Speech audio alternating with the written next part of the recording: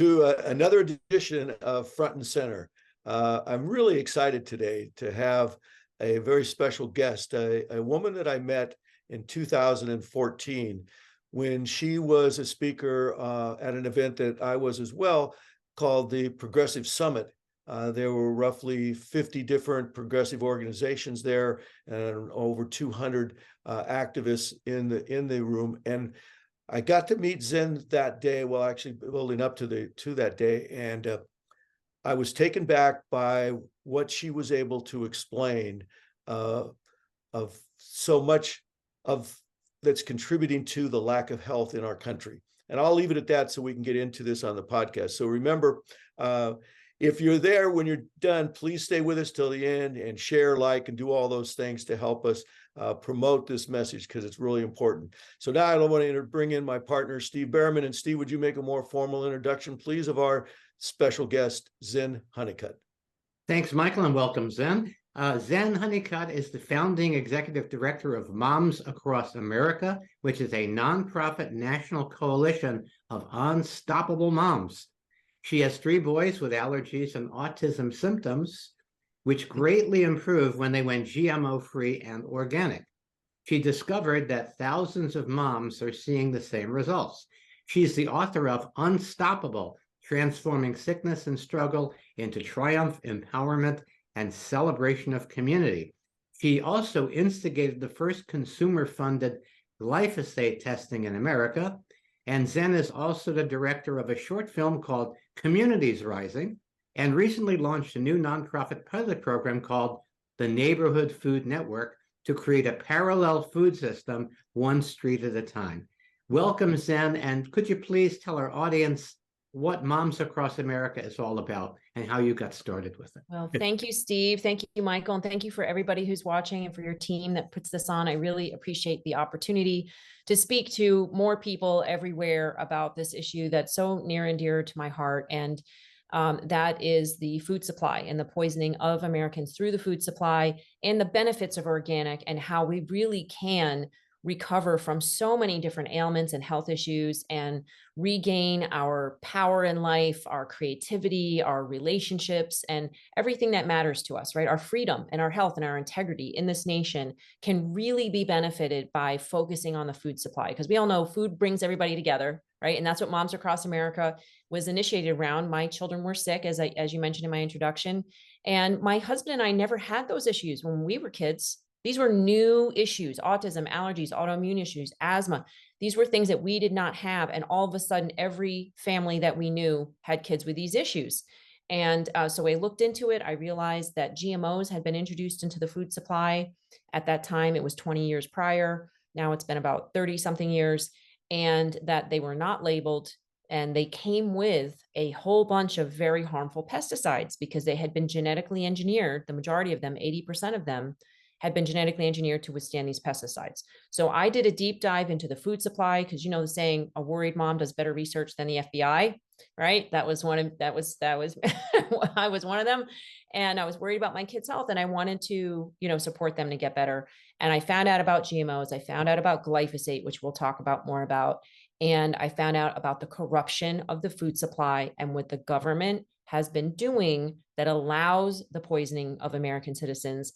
And I learned a lot about what they could be doing to protect us that they were not doing. So I'm sure we'll go into that. But Moms Across America was started to amplify the voice of the moms, to support moms to find out about this, because moms buy 85% of the food and make 90% of that. Women make 90% of the household purchasing choices, and people trust moms, right? So if moms are the ones that are talking about this issue, I feel that many people, especially senators and representatives, they specifically told me, we are more scared of moms than any other grassroots group out there. And that's because moms are unstoppable, and they are passionate and dedicated. And in general, not saying dads aren't, but moms have a particular flavor of protection around their babies.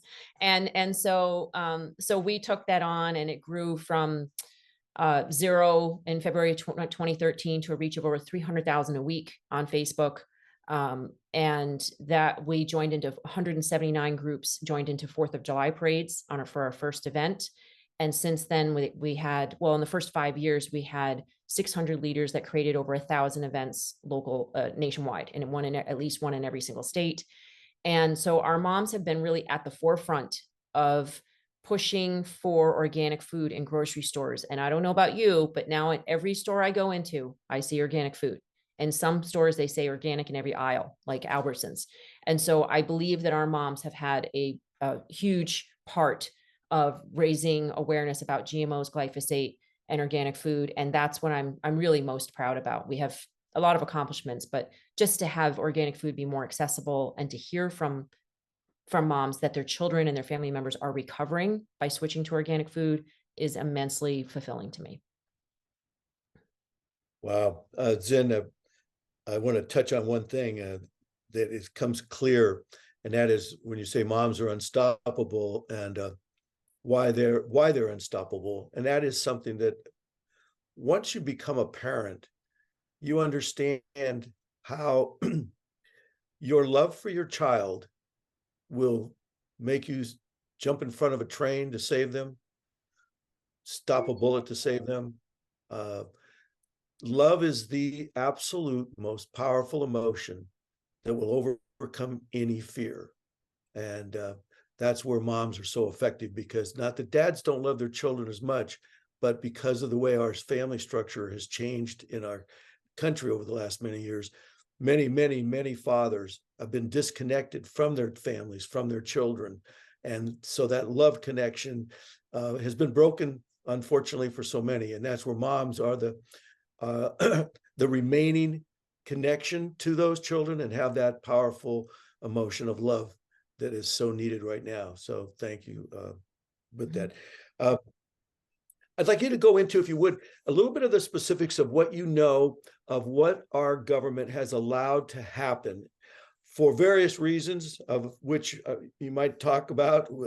What are some of those motivating factors why our government allowed things to happen, or passed regulations or laws that have given that pathway for the GMOs and the pesticides, et cetera, that are killing and destroying the health of Americans. Yes. Okay. Well, it all goes back to loopholes at the FDA. Okay. And the way the corporations pressured the FDA to categorize GMOs. So GMOs are genetically modified organisms, and they have been manipulated in a lab. It would never happen naturally. In a lab, they have been manipulated to do things like salmon grows 4 times fatter, 4 times faster, and be sterile, right? These are fish that have been genetically engineered with a certain kind of eel, or tomatoes that were genetically engineered with fish genes so that they wouldn't get frostbite, certain types of genes, right? These are things that would never happen. They are not hybrids. But for some reason, even though they get a patent and a trademark and all of that, and they get technology fees for this new form, it's not a new form of life, it's a stolen form of life, right? That they have manipulated and then patented, and then sell the seeds, for instance, the tomatoes at a 375% increase. There's also corn and soy and canola and sugar beets and yellow crooked net squash, some zucchini, there's papaya, there's non-browning apples, even though they still are, and potatoes, they're still rotting. They're just masking the browning, right? These are the kinds of GMOs that are out there right now. Pink pineapples, God knows why we need those. But they take life, they genetically engineer it. There's over 400 different varieties now, and they patented it. However, the FDA decided that this is not a product. It's a process.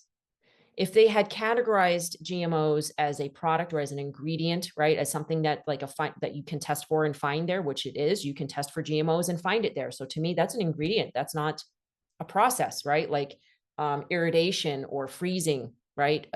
Chickens or something like that, right? It's not a product. It is a process, but it ends up in a result product. So by doing that, these GMOs did not have to go through the security regulations that a product or ingredient would. They don't have to be labeled on the label, right? Like salt is an ingredient. It has to be labeled that there's salt in that ham that you buy. But if that ham has been genetically modified, it doesn't need to be labeled, because they're saying it's a process, not a product or an ingredient. So that was the first loophole that really just said, and I believe it was Clinton that did that. So it just said, go ahead and just make the GMOs that you want to make, and we'll go through some sort of like, you'll submit some studies or whatever to say it's safe and to the FDA, and the FDA really is saying, well, you need to make sure that it's safe. It's all the regulators. I mean, sorry, it's the industry saying that it's safe, not the regulators. The regulators really aren't doing anything about it. And then the EPA mucked up the process also by saying that the final formulation of any of these chemicals that are used with the GMOs, right? So 80% of GMOs are engineered to withstand glyphosate, or otherwise known as Roundup. So the problem with that is that the EPA only required the Roundup manufacturers or there's 700 different generic brands now of glyphosate-based herbicides. There's many different, manufacturers that make it, not just Monsanto, but they only required the manufacturers to submit short-term studies on one ingredient in the formulation, not the final formulation. And this is a fact. I have been at the EPA. I've spoken to there 4 times. I've been at congressional briefings, and I asked the director of the pesticide regulation department, do you have any long-term animal studies with blood analysis on the final formulation of Roundup? And they said, which one? There's hundreds of them. I said, any of them. They said, no. So the final formulation that's being sprayed of any type of chemical on our food supply has never been proven safe. This is a major loophole, and this is something that they could rectify. But their rebuttal to that is, well, we get tens of thousands of submissions of chemicals to be used in the environment or in household product.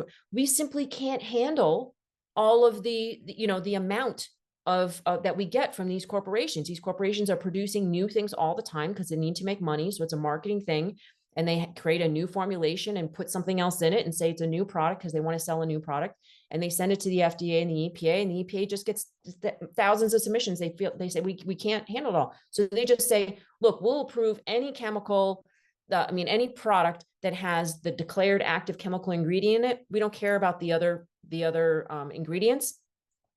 And we'll just go ahead and approve all of those. Any products that contain glyphosate, for instance, they approved whatever it was 40 years ago, and it's been under reapproval for the past 15 years now, and it still has not been either approved or denied. They could have denied it like 15 years ago, and they're still waiting around, or at least 10, 12 years ago, something like that. So that is a major fault in that, and that this goes for body care products, for your cleaning products, for anything that you're using. There aren't final formulation approvals of them. They get to just use the product as long as it has that one declared active ingredient. Now, the other ingredients in glyphosate have been shown by Seralini's study team in studies to be 1,000 times more toxic than glyphosate. So the other ingredients in these products are more acutely toxic. Like glyphosate is long-term harm to the liver, the kidneys, thyroid, reproductive damage, emasculinizing, androgenizing female baby girls, killing off sperm, nervous system damage, neurological damage, long-term. Glyphosate has been proven with thousands of studies to cause long-term harm.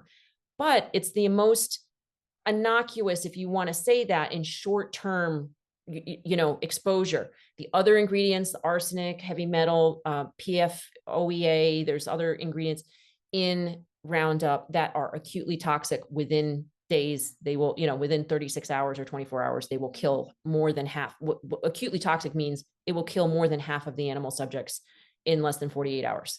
So, so the other ingredients will do that in many cases of marine life and all of that. And I asked the EPA for the studies that proved that glyphosate was not harmful. And they sent me some studies. I don't know, it was maybe 20 or something like that. And only the summaries of them, and not many of them. I did this through a Freedom of Information Act. And one of the studies, for instance, was on oysters. And they did a short-term study on oysters. And they said that after 4 days, most of the oysters were closed and not feeding. That to me sounds like a coma. And these were low levels. What happened on the 5th day? What happens if you're closed and not feeding after a certain number of days? You die. And that was an example of something that they had shown to show safety. Because they were still alive. They weren't dead. You know what I mean? But they were closed and not feeding. And they showed that shrimp, which, are the size of a fetus, very low levels killed those shrimp. And so I immediately thought, well, what about the fetus in the womb? What about the mother eating glyphosate, where she's definitely exposing the fetus to glyphosate? And we know that there's been an increase of miscarriages and birth defects and all of that in women who are eating conventional American diet. And we see this happening in pigs as well. There's been numerous studies showing that pigs exposed to glyphosate, they had 33% increase in miscarriages and birth defects. So I am extremely concerned about what the government is not doing to regulate the food supply. And I have to say, I know I'm talking a long time, but I have to add in, both administrations are equally responsible for this. Okay, Obama said he was going to label GMOs, Democratic Party, he did not. Clinton allowed the GMOs deregulation. I'm sure that Bush didn't do much. I mean, he allowed all this stuff to be happening too. And then Trump came in and said during COVID that actually GMO producers can regulate themselves. So the FDA is no longer regulating GMOs. And he passed a thing just to say that they can have a QR code, a phone number, or a website. Obama approved it, but then Trump allowed it to go through. You know, it didn't need to say made with genetically engineered ingredients. They can put bioengineered. They're changing the name of what it is. And it doesn't even have to say that. You can just go to you can just call the phone number on, they already have the phone number on a product, right? They didn't do anything different to label GMOs. And Trump, in addition, said during COVID that ingredients that needed to be changed it out due to COVID, due to like lack of supply because of, you know, all the cargo ships being stuck at the ports and things like that. He said, you can go ahead out and switch ingredients on the label and not change the label. So you could switch it from sunflower oil to canola oil, even though people having allergies to these types of things, and not change the label. So the government is pandering from both administrations. Anybody, I have to preface this, any political candidate who is receiving money from big ag, big pharma, big tech, or big oil is working for them. They are not working for you. Any candidate, I don't care what party they're from, if they are taking money from big pharma, big ag, big tech, and big oil, they are not your president. And really, every single one of them so far has done this, and they have not been working for us. And so I am adamant about supporting only people who do not take money from these big industries and then just pander to them, make decisions for them, because this is what's happening. Our health is being destroyed. The future of our country, our children's health is being destroyed. 1 out of 2 children are predicted by 2032 to have autism. We cannot function as a country, not even a superpower. We will not be able to function if that comes true. Where do we rank currently, or there's a lot of studies, but whereabouts do we rank that you're aware of globally in our basic health as a nation? Last of industrialized nations. We spend the most in healthcare, and we are last in industrial nations. I think out of the top 17, we are 17 of industrialized nations. It is abysmal. And we have the capacity, we have the modalities, we have the alternative care, the healthcare, we have access to organic food, we have all of the things that we need, but our healthcare system is just it's total highway robbery. They're profiting, it's for profit now. And people are being robbed of the right to basic health care, and they're being poisoned by the food supply and the water supply on a daily basis, and the household objects, you know, things in the households, cabinets off-gassing formaldehyde, and carpets off-gassing toxic VOC chemicals. You know, it's the lack of regulation that has allowed for corporations just to profit at our expense is criminal. It's absolutely criminal. They know it's happening and they allow it to keep happening. Steve, I could dominate with questions. Like it's a one-on-one conversation, but I know you're sitting there with some questions you want to ask, so please jump in. Well, first of all, I really appreciate you laying it out that clearly, that basically, no matter what party you're in, you're partying on our dime and we haven't been invited to the party. So I think that's really, really important. So let's talk more about the education and impact that your work has had, and what you're doing now so that more people can leverage. We like to use the word leverage because that's really where it's at. Leverage the system so that we can counterbalance this huge elephant and donkey, because both parties are involved in the living room. Yeah. Well, what we have done is we have decided that focusing on the consumer, which I don't really like that name because just consuming, you know, I prefer to see people as creative, right, and productive individuals in their society. That's what I'm raising my boys to be. That's who I choose to be. I created the possibility for myself of being courage and creativity and a huge contribution to the world, you know, like 11 years ago. And I continue to look at my life in that way. What is the future that I'm committed to, which is for me is health and freedom? And what actions am I going to take every day to create that? And that's what I decided early on after the Prop 37 GMO labeling initiative. When we lost that, I was sitting in the back of the room because I had passed out flyers and I was part of the, you know, volunteer groups. It was the first time I had forayed into being and doing anything kind of activisty. I just used to think that people who were activists wore too much patchouli and had too much time on their hands, right? But when my kids got sick, I thought, you know, maybe I could pass out some flyers about this issue, because clearly when one went GMO free for 4 months and his rashes cleared up, there's something to this, right? And I, being a mom, want other people to know about this, because my kids are going to grow up someday and maybe want to have a family. And if their girlfriends or their spouses or partners, whoever they choose, you know, cannot reproduce or doesn't want to have a family because they're too sick, right? That's a problem. So this was not just a my family needs to eat organic food issue. This was a community issue. Everybody needs to know about it. So I took on some activism. And when we lost Prop 37, we were in the parking lot and I started crying. I was so sad. I could not believe. I felt like the election had been rigged. And my son said, he was 9 years old at the time. He said, well, you know, Mom, even Star Wars took 6 episodes. And I was like, yeah. And they had Yoda, you know, and I was like, could do anything.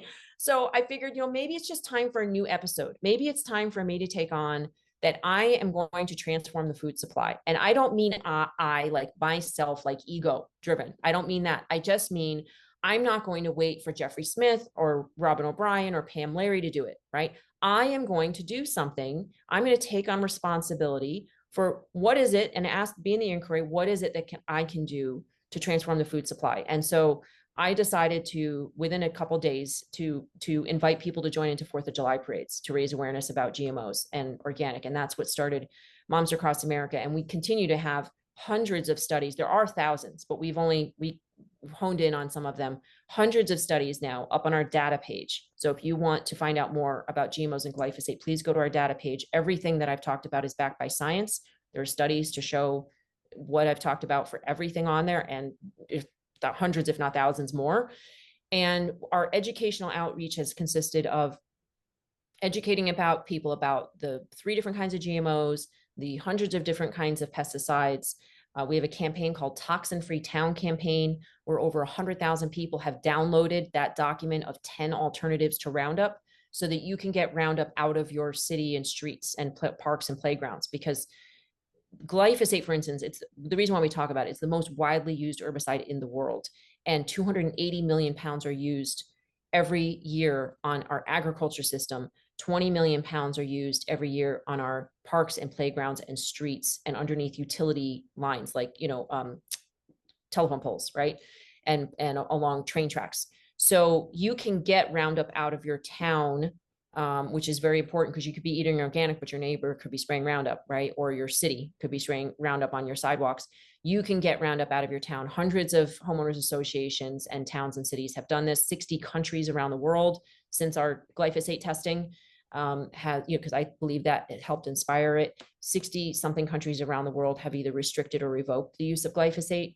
And so our educational outreach, which is mostly through the consumers or these, you know, creative citizens in our country, has really, I believe, really made a huge difference. And it's everybody's individual choice to do what they can do, how they do it, whether it's make a phone call or post on social media or go speak at their city hall about, you know, about using an alternative to Roundup, or sharing with their friends at a barbecue picnic.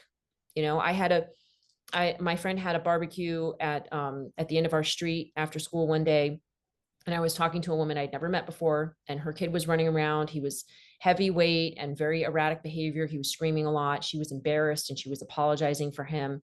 And so I said, well, have you thought about, like the food that he's eating? And she's like, I don't know. He just eats whatever. I said, well, can I talk to you about that a little bit? And she said, sure. So I told her about GMOs and glyphosate. And at one point I was talking about how glyphosate is an endocrine disruptor and can disrupt hormones and behavior and all of that, and even cause miscarriages. And then I caught myself because it seemed like it was getting pretty heavy. And I said, is this too much? And she said, no, this is my kid you're talking about. You've got to tell me. And I was like, you're right. I do got to tell you, like we have to tell other people what is going on in the food supply, what's going on in the government, and take on that personal responsibility to make a difference. And if we do that, there's millions of us, they cannot stop us. They cannot stop us from talking in playgrounds and parks and preschool pickup places. They can try to censor us online. They've censored me all over the place on Facebook and social media, and lost tons and tons of they've done that, but they're not going to stop every single mom or every single person like that's watching right here today in telling the truth. They can't. Zen, you touched on something that's really important, and I love what you're doing individually and in communities. And that's a great point of attack that must continue. But the time that takes while all of this is going on, and you're maybe having a very positive impact on your immediate family and friends and community that you can reach. If we can get government on the side of the people and out of the hands of these special interests who gain control over the regulators because of their financial donations to these parties and the parties' willingness to look the other way, or allow them to, through their lobbyists, to write the regulations that they already know how to get around, like changing the name to, I think, what was it called now? Bioengineered versus, Yes. GMOs, ways to get around the way the laws are written, which only gives lip service to all of your efforts. If we can get government on the side of the people, so it can become a facilitator of this, we can dramatically increase the changes that we need. And that's where, as you and I've talked before, that's where I'm involved with the Common Sense Party and nationally with Forward on our efforts. And what you're talking about at local level is what we're all about. And I'll get into that a little bit later. But what I would like to ask you a question, can you focus for a few minutes on specifics to the state of California, what our state has done that you're aware of to allow the kind of usage of these pesticides and chemicals, and what the impact of that is on not only our state, but because of how big our state is in the food industry, on our national health? Okay. Well, first of all, California is one of the largest agriculture producing states in the world. It would be a country. It classifies basically as a country if you're comparing around the world. And so the amount of agrochemicals that are used in California is off the charts. And interestingly enough, it's the only state that actually has a Department of Pesticide Regulation just for that state. I believe it's the only state. So they actually track how much pesticides are used, how many gallons of pesticides or pounds of pesticides are used. And you can look that up. There's a map. It's on the California EPA, I believe. I don't have the link right now to tell you, but there is a map that shows how much pesticide use is going on. And you can see, I don't know if it's how updated it is. A lot of times this data is 10 years old, but I saw, for instance, in my county, I'm sorry, I don't remember the exact numbers, but it was like, in the hundreds of thousands, like 100,000 something pounds, maybe 65,000 pounds of that was specifically glyphosate, if I recall correctly. And in the California wine country, it was, well over 100 or 200,000 pounds of it. And this is per year, right, of these pesticides that are being used. So California has the most toxic water in the United States, except for Hawaii. And Hawaii is where they have the highest population of GMO farms, right? With multiple use. They spray sometimes 20 times a day, different types of chemicals just to test on, these GMO test plots. And so Hawaii has the most toxic water. California is next. And I have to tell you, I saw a massive difference once I moved from Southern California, where my hair was dry and brittle and like often falling out And my skin was just much less, it just was not as nice. I moved to Asheville, North Carolina, and I have a spring water from a farm, and well water. It's not municipal water. Within 2 weeks, my hair was shiny and my skin was better and my health was better and my kids felt better. And when we're drinking water that is clean and healthy, there's less reactions to allergies, right? Because if you're not exposing your gut and messing up your gut microbiome, you can digest food better. So my kids are now able to, because of the changes that I've made in the food supply and the water, they used to be allergic to eggs and wheat and dairy and peanuts and all tree nuts. Now they can eat all of those things. The peanuts and the tree nuts, we don't do as much just in case, right? They choose to avoid those, but when they have eaten them by accident, they don't have to go to the hospital. And the doctors told us that those allergies could kill them, that with repeated exposure, they would eventually probably die from them. And I don't have to worry about that anymore. My kids' guts have healed. They can eat eggs, they can eat dairy, they can eat wheat. Now we choose to eat all organic of those things, but which I'm sure is one of the major reasons why they had problems with that in the first place. But California, okay, one more thing about California. California has a organic products advisory committee to the Secretary of Ag, and I was on that as a consumer representative, right, for about a year. And on that committee, I got to see presentations by the California Department of Food and Agriculture, the CDFA, and I would compare their data to the federal EPA, right, the US EPA, right, two different departments. Now, the California Department of Food and Agriculture tends to be more strict, actually, than the US federal regulations. And they tend to, they have an Office of Environmental Health and Hazard Assessment, OEHA is what it's called. I've been there several times talking about the harms of glyphosate. They actually put glyphosate on the Prop 65 list because, which is, that it has to have a label and warning that it can cause cancer or birth defects. You see them in almost every fast food place you go to because of the oils can cause cancer or birth defects. But they put glyphosate on the Prop 65 list because the IARC, the International Agency for Research on Cancer, put glyphosate on their list. And so the California department did, the US EPA did not.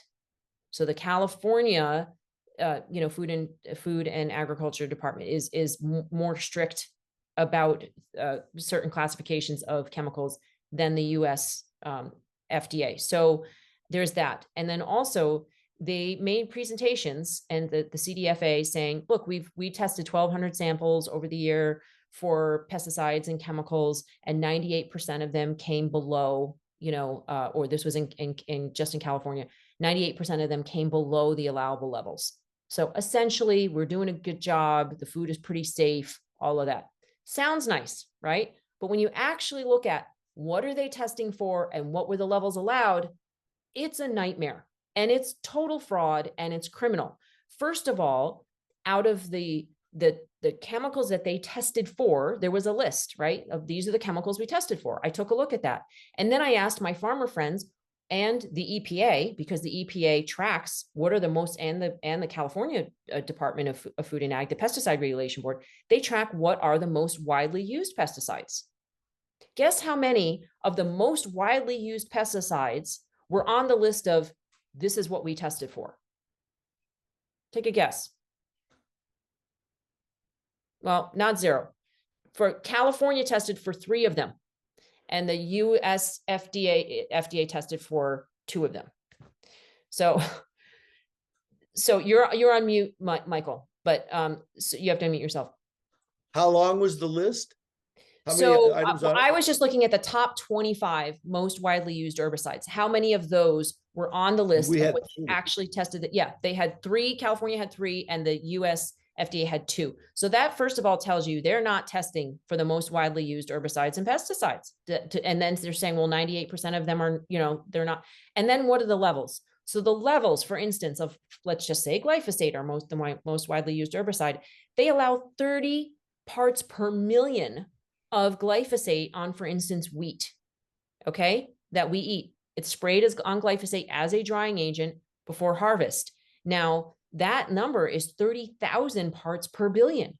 And what Seralini and many other scientists have shown that 0.1 parts per billion, or in some cases 1 parts per billion, causes things like sex hormone changes, liver damage, thyroid damage. Like 4 parts per billion per kilogram per body weight can cause liver cancer, liver disease. We have an epidemic in America now. It's close to 1 out of 3 Americans have some form of liver disease. They have liver damage. That's an epidemic.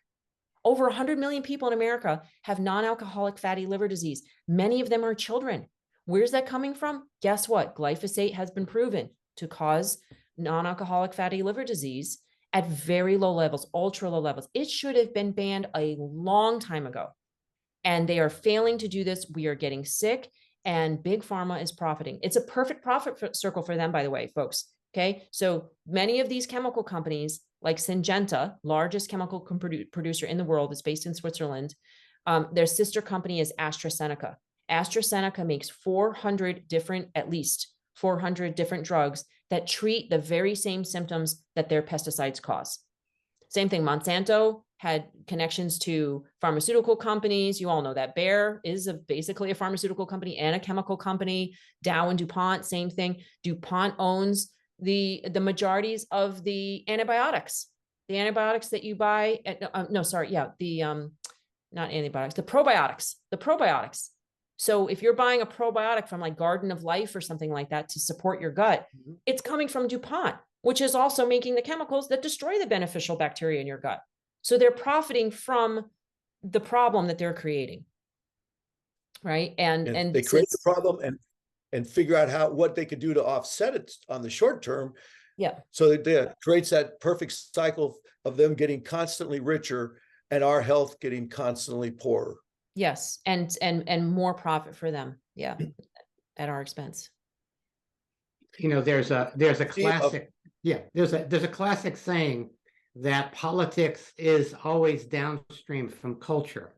So in a certain regard, in talking to moms, in developing this on the ground culture of eating more healthy and becoming more aware, you're essentially, setting the foundation for doing this. And yet there is still this mythology that if I talk to most of my friends who identify as Democrats, they will tell you that the Democrats are the party of regulation, of saving the environment, of stopping this poisoning. And so how do we break this trance, and how do we get people to essentially, and this is in a way Michael's department because of his connection with the Common Sense Party in California and the National Forward Party, how do we get people from this awareness on the ground of, hey, this stuff is making me and my kids sick, and the government is complicit in it, to essentially taking that individual power that we have as a consumer and turning it into agency power, where we're actually able to act in accord in a way that's actually going to move the dial? Well, I think the way that we do that is through education, through outreach, and people receiving the information in a multiple, just many different ways, through media, through articles, through social media posts, through conversations. The most effective way, though, is in a conversation. It's in like, hey, sis, I noticed, my niece has all kinds of rashes. Is it okay with you if we have a conversation about this? I learned something just recently, and I think it could help, take it or leave it. But I found this out, and I really, I feel responsible, compelled to share this with you. Is that okay? Ask permission and to share information. And my book, Unstoppable, goes through the steps on doing that, how to talk to your family members about GMOs and toxic chemicals, how to address the topic, we use this methodology, actually a sales methodology, but it's not intended to be manipulative. It's really intended to connect, which is feel, felt, found, right? So when somebody says something like you talk to them about the food supply or rashes or maybe how expensive organic food is. And then you say, well, I know how you feel. When I saw the prices of organic, I felt the same way. But you know what I found? I found when I stopped buying soda, that price tag alone was enough for me to be able to afford organic bread and pasta. And those are the 2 things that my kids eat the most of. And when I did that, I found that he started sleeping better.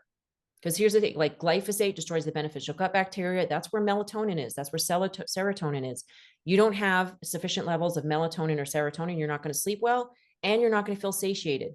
meaning you're going to have addictive behavior. You're going to be cranky. You're not going to, nothing is ever going to feel like it's good enough. It's going to affect your relationships. It's going to affect your addiction to all kinds of things that can destroy a marriage. You're talking about fathers not being around.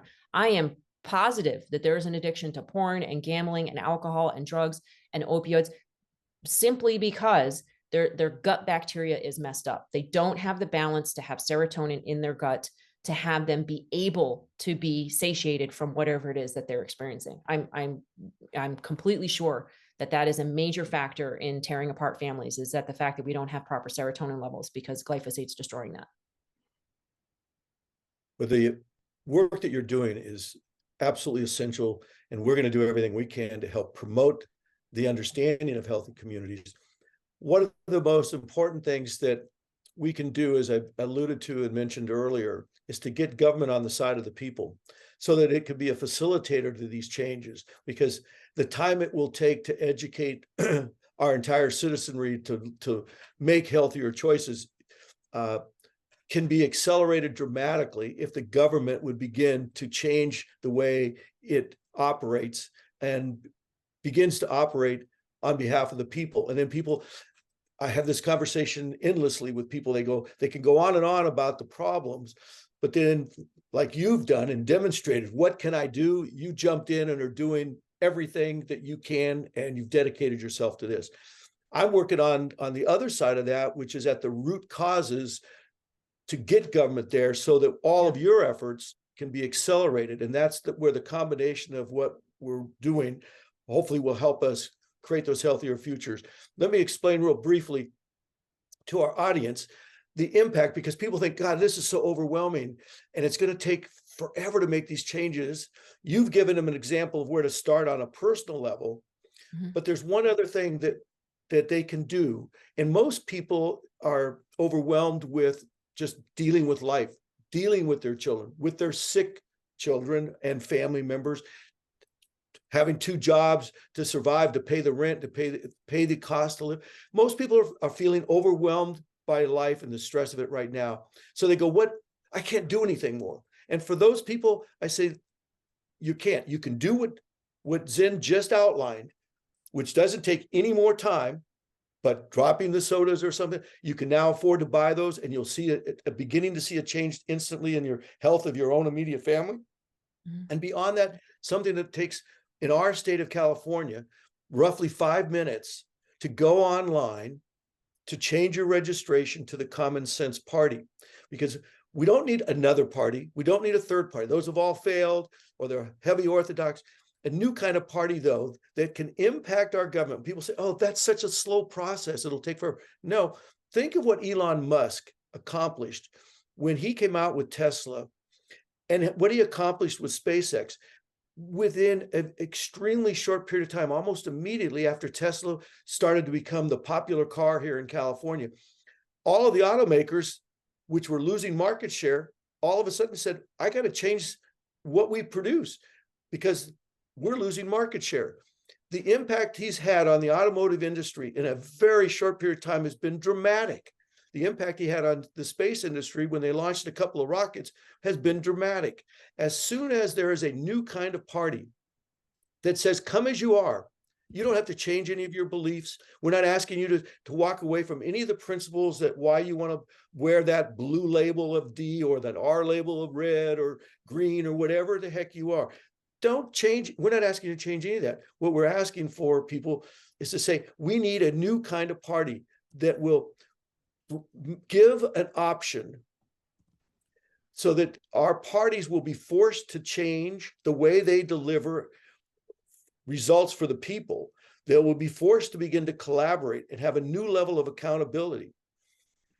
Yes. Or they'll continue to lose market share. And second to that is all of those really good people that went off to try to do in a political realm what you've done on a individual level with the food industry, the food supply. But they immediately got into the system and were told and recognized you either do what leadership tells you to do, which is being dictated by the money, or you're gone. So they acquiesce and say, well, it's better me than someone else. I'll try to play the game. I'll make incremental change. And we see the results of that. But as soon as there is a new kind of party that says, You don't have to give up any of your beliefs or change who you are or adopt, can't promote this issue or you can't talk about that issue. When they can do what their constituents expect and have asked them to do and what their heart tells them to do, people will begin to stand up very quickly and say no when leadership tells them to allow these pesticides to continue. When they see a bill come across their desk that they know is going to contribute to the continued decline of our health, our environment, our education, et cetera, they'll be able to stand up and say no. And if you threaten to take away my endorsement so that you think you can force me to capitulate and do what you're telling me, no, I'll just become a common sense Democrat or Republican, and then I can do the right thing and I'll get reelected. And those changes can begin to immediately be impacted as soon as the Common Sense Party gets that certification as a new official party. The reason a new official party is so important is because, and the parties have controlled it with the campaign finance laws. And that's the big carrot that they hold over everyone, is without the endorsement of an official party, you lose the campaign finance laws ability to give you a huge advantage over your opponent. The campaign finance laws in California give an endorsed candidate over anyone else an over 9-to-1 financial advantage on personal fundraising. Specifically to that, an individual who wanted you in to run for office in California, help you get elected, they could write you one check for $5,500. But if you're the endorsed candidate of an official party, they could write you a second check for $45,500 written out to the party for your campaign. The party then endorses that check back to your campaign. So in essence, that individual was able to give you $51,000 just because you were a member of an official party. And even worse than that, as a representative of an official party, the party can raise money from anyone, any amount, and give your campaign unlimited funds. So if you're in a race with an opponent and they want to hold on to that seat, they can pour as much money as necessary to drown out your opponent's message. We all know they can say anything. They do. They'll lie through their teeth, and they're never held accountable because of the media and others. And the race is won. They go off their merry way and continue to gain more and more power and control over our political system. So the impact of a new kind of party like ourselves can have an immediate impact on beginning to bring accountability and dramatic change and give the people a choice. And that's the impact we can have. And that's why working together, I'm so excited to have the opportunity to help us work with moms across America here, specifically in California and nationally through our Forward Alliance, to begin to get people elected, quality individuals who will be independent of the control of these parties and begin to make the kind of decisions to facilitate the kind of changes at the government level that you're working on the individual and community level on. So I'm excited about it, as you can tell. I'm excited too. My mom used to say common sense isn't common, and we just need to make it more common, and we need to support candidates that are not taking funding from these big industries that are poisoning us, because then their judgment and their policies cater to them, not to us. So it's very, very important to be considering that. I want to highlight, Michael, just one thing. I want to highlight something that you said and expand upon it. Before the show, you told me that two of the Common Sense Party endorsed candidates, one a Democrat, the other a Republican, won their district. And these are people who are declared independent from their party narrative so that they don't have to follow that. So I think that's very heartening that with the help of the Common Sense Party and the help of educating the voters that there really is an alternative, that there really is a way forward. Yes. That's an indication that they won. This is in 2022 election. These two candidates won their seats. That's wonderful. And I would continue to urge the Common Sense movement and campaign to really some basic things. Our food should not be sprayed with poison. Okay, that's a basic thing. Our food should not be sprayed with poison. That's common sense. Our food should be nutrient dense, right? And the problem is the poisons and the fertilizer are depleting. Glyphosate acts as a chelator. It's taking the vitamins and minerals out. So glyphosate should not be sprayed on our food supply at all, not for weeds and not for as a drying agent. It should be banned. That is a basic common sense thing. And the other pesticides and chemicals that are used on our food supply should be proven safe with long-term, I hate to say animal testing because I don't like animal testing, but that's the only way right now to prove long-term animal studies with blood analysis on the final formulation. That would make sense. GMOs should be labeled. I don't think they should be in the food supply at all, but they should be labeled, right? And our food should not contain poison. If we just did those things, the majority of our health issues would go away. We wouldn't be spending $3 trillion a year on healthcare. We wouldn't be, going to war in different countries over food supply issues and pesticide issues and fertilizer issues. That's a lot of an underlying thing. It's oil. Oil sludge is used in pesticides. There's a lot of things that are going on right now because of corporate greed. And, speaking out for common sense issues can definitely just check the politician and say, okay, it just makes common sense for this to be happening and that to be happening, other thing, and I really applaud the people that are making those efforts and bringing those issues forward in a common sense way. That makes a lot of sense. The only thing I would want to add to what you just said is everyone can bring it home in their own family. Yes. There isn't a family that I know that doesn't have one or more people obese, diabetic, died of cancer, has cancer. We all are experiencing that on our individual family levels. One of my best friends just had his liver removed last week, cancer of the liver. I mean, we all have it surrounding us. And so it's like, come on, folks, have the courage, as Zen asked earlier, to stand up. You called them, I think it was creative citizens, to take creative action. People need to say, I need to just stand up and know and do what I can to contribute. If you don't have more than that 5 minutes to join us with your party, if you have more than that 5 minutes, everybody can find 5 to do the registration change. But then if you have resources like contacts, skills, money, whatever, contribute to Moms Across America on your community level, but also contribute to the Common Sense Party so that we can work together to get government on the side of the people, to be a facilitator to all of the things that we experience and need in our own families, in our own communities. Yep. And I always say the last question. Oh, I'm sorry.